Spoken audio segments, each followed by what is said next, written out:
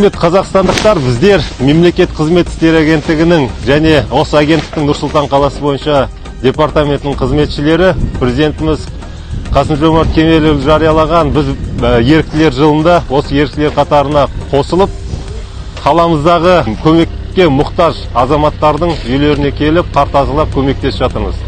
Барлығыңыз осы акцияға қосылыңыздар. Еріктілер жылында Мемлекет қызмет істері агенттігінің қызметшілері біз біргеміз челленджіне қосылады. Біз біргеміз!